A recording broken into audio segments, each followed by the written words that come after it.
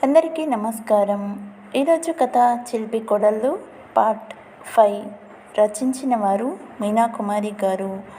ఇక కథలోకి వెళ్ళిపోదాం. సుమ, ఉమ, ఉష ముగ్గురు పెరటి వైపు పనుల్లో నిమగ్నమై ఉన్నారు. మాట్లాడుకుంటూ సరదాగా పనిచేసుకుంటూ ఉన్నారు.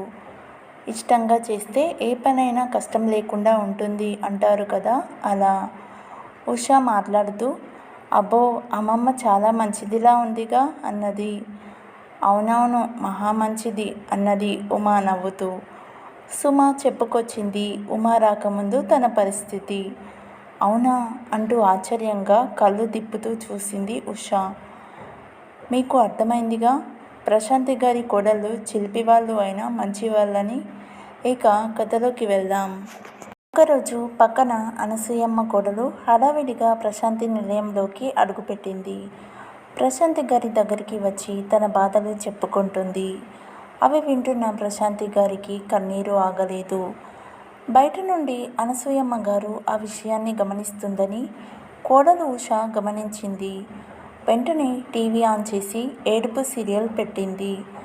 అనసూయమ్మ గారు లోనికి వచ్చి, నీకు ఇక్కడ ఏం పని అని కోడల్ని తిట్టి పంపించేసింది.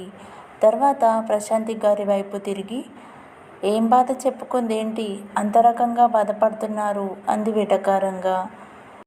ప్రశాంతి గారు ఏదో చెప్పబోయేలోపు ఉష మాట్లాడుతూ, మా అత్తయ్య గారు టీవీలో సీరియల్ చూస్తున్నారు. చూడండి, బోరున ఎలా ఏడుస్తున్నారో వాళ్ళు. అలా చూస్తే ఎవరికైనా కన్నీళ్ళు ఆగవు కదా. పైగా మా అత్తగారు సంగతి మీకు తెలిసిందే కదా అంటూ చెప్పి పంపించేసింది అనసూయమ్మను. ఉష తెలివిని చూసి భలే తోడికోడలు వచ్చింది అని నవ్వుకున్నారు ఉమ, సుమ. ప్రశాంతి గారు నా కోడళ్ళు అని అనగానే అప్పుడే వచ్చిన సుధీర్, ఉత్తమ రాళ్ళు కదే అమ్మా అంటూ తల్లి వడిలో వాలిపోయాడు. తోటికోడళ్ళు ముగ్గురు పడి పడి నవ్వుకున్నారు. వరాలమ్మకు అత్తాకోడలు సంతోషంగా ఉంటే నచ్చదు. అత్తగారంటే అత్తగారే పెత్తనం చేయాలి అనుకుంటుంది. లోకం తీరు మారిపోయింది. అందుకే టీవీలో సీరియల్స్ అలవాటు చేసుకుంది. వాటిలో అయితే అత్తాకోడళ్ళ గొడవలకి ఏమీ తక్కువ కాదు కదా. అవి మాటలతో ఆగే యుద్ధాలు కాదు, చంపడాలు, చావుల దాకా వెళ్ళిపోతున్నాయి. ఆ సీరియల్స్లో పడి కొంత శాంతంగా ఉండడం నేర్చుకుంది వరాలమ్మ. ఉష దేవుడికి పూజలు చేస్తుంటే, అబ్బో, కోడలు భలే భక్తురాలు అని ముచ్చట పడిపోయింది ప్రశాంతి గారు. సుధీర్ని దేవుడికి పండ్లు తీసుకొని రండి, కొబ్బరికాయ కూడా తీసుకురండి అలా పంపుతూ ఉండేది. నువ్వు రాకముందు గారాబంగా ఉండేవాడిని, ఇప్పుడు నాకే పని చెప్తున్నావు నువ్వు అన్నాడు ఉషాని సుధీర్. ఒక్కసారి లోపలికి రండి అన్నది ఉష.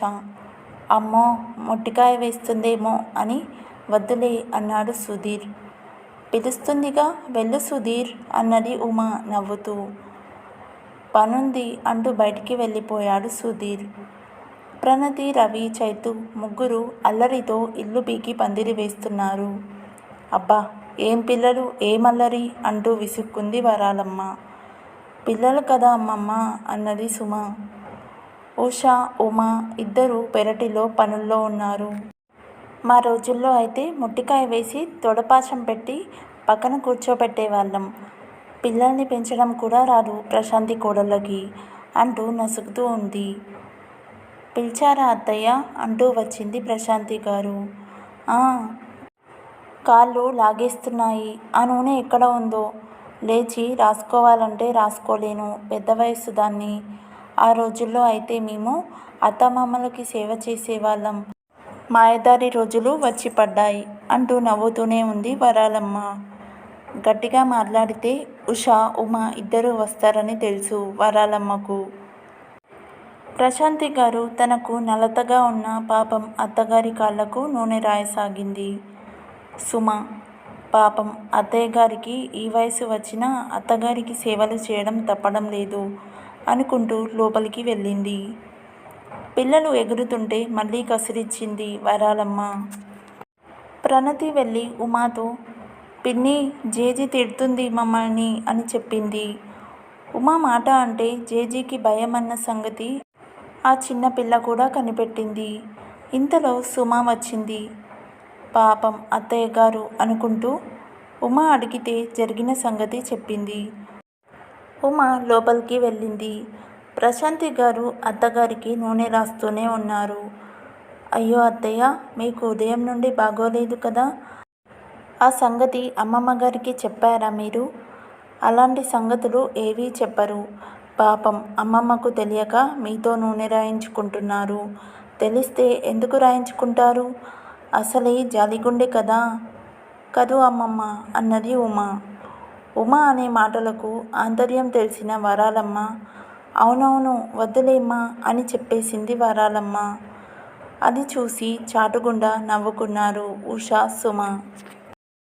పిల్లల్ని పిలిచి, పిల్లలు మీరు ఇక్కడే ఆడుకోండి, జేజీ కూడా మీ ఆటలో ఉంది, పాట కూడా పాడుతుంది అని చెప్పింది ఉమ. జేజీని పాట పాడమని ముగ్గురు పిల్లలు గోలగోల చేశారు. పక్క గదిలో ఆడుకునే పిల్లల్ని అనవసరంగా తిట్టాను. వాళ్ళని తీసుకొచ్చి సరాసరి నా నెత్తి మీద ఎక్కించింది. అమ్మో, ఈ ఉమ సామాన్యురాలు కాదు అని లోపల లోపల గొనుక్కుంది వరాలమ్మ. చేసేది లేక పాడడం మొదలుపెట్టింది వరాలమ్మ. అత్తలేని కోడలుత్తమురాలు ఓయమ్మో, కోడల్లేని అత్త గుణవంతురాలు. మాకు వద్దు, ఇంగ్లీష్ పాటలు కావాలి అంటూ ప్రణతి అల్లరి చేసింది. నాకేమీ రావే, వదలండి బాబు అంటూ మూలిగింది వరాలమ్మ. అక్క, జేజీకి ఇంగ్లీష్ రాదు అన్నాడు రవితేజ. అయితే సరే జేజీ, ఏ అను ఏ, తర్వాత బి అను బి. అందరూ అక్కడే ఉండడం వల్ల వరాలమ్మ చేసేదేమీ లేక అలాగే చూస్తూ ఉంది పిల్లల వంక. చిరాకు కనబడనీయకుండా నవ్వుతూ ఆమె అవస్థలు చూసి ఉష, ఉమ నవ్వుకున్నారు. అవునమ్మమ్మ, పాట భలే పాడావే అన్నది ఉష. అవును, అత్త ఉన్నా కానీ మా అత్తగారు ఉత్తమురాలే కదా, మరి అత్తలేని కోడలు ఉత్తమురాలని పాడావెందుకు అంటూ అడిగిన ప్రశ్నకు అందరూ నవ్వుకున్నారు. అందరినీ చూసి పిల్లలు చప్పట్లు కొడుతూ కేరింతలు కొడుతూ ఎగురుతూ ఉన్నారు. ఈలోపు ప్రభాకర్ గారు వచ్చారు. ఏంటి అందరూ నవ్వుతూ గోలగోల చేస్తున్నారు ఇల్లంతా అంటూ నవ్వుతూ అడిగారు. జరిగింది చెప్పింది ప్రశాంతి. ప్రభాకర్ గారు కూడా నవ్వారు. మా అమ్మకు ఏబీసీడీలు నేర్పిస్తున్నారా అంటూ మనవళ్ళని మనవరాళ్ళని చూసి మురిసిపోయారు. ప్రభాకర్ గారు తెచ్చిన తాటి ముంజలు అందరూ తీసుకొని తిన్నారు. అందరూ భోజనాలకు కూర్చున్నారు. రాత్రి భోజనం అందరూ కలిసి చేస్తారు. ఉష అందరికీ వడ్డించింది. ముద్ద కలుపుకొని నోట్లో పెట్టుకున్న సుధీర్ అబ్బా మంట అంటూ అరిచాడు. బాగానే ఉంది కదరా కాలీఫ్లవర్ కూర అన్నాడు ఉత్తేజ్. కాదన్నయ్య, వంకాయ కూర కలుపుకొని చూడు అన్నాడు సుధీర్. ఆ కూర తిన్నవాళ్ళు అవును మంటగానే ఉన్నది అన్నారు. నేనే వండాను అన్నది ఉష బిక్కముఖం వేసుకొని. సుధీర్, మేం చేసిన కూరలకు వంక పెట్టేవాడివిగా, మరి ఇప్పుడు చేసింది ఉష అని నవ్వింది ఉమ. వంకాయల్లో కారం వేశావా లేక కారంలో వంకాయలు వేశావా అని మంచినీళ్ళు తాగుతూ అడిగాడు సుధీర్ ఉష వైపు చూస్తూ. సర్లే, కొత్త కథరా, అప్పుడప్పుడు అలా జరుగుతూ ఉంటాయి అన్నారు ప్రశాంతి గారు. ఇంతలో సుమ నెయ్యి కరగబెట్టుకొని వచ్చి అందరికీ వంకాయ కూరలో వడ్డించింది. రుచిగా తిన్నారందరూ. అమ్మో, అమ్మ కోడళ్ళు ఏ తప్పుకి దొరకరే అన్నాడు అనంత్ నవ్వుతూ. అమ్మో నా కోడళ్ళు అంటూ ప్రశాంతి గారు మాట పూర్తి చేసేలోపే సుధీర్, అనంత్ ఉత్తమరాళ్ళు అన్నారు నవ్వుతూ. మిగిలిన కథ నెక్స్ట్ పార్ట్లో చూద్దాం. If you like this video, please like, share and subscribe to my YouTube channel. Thank you.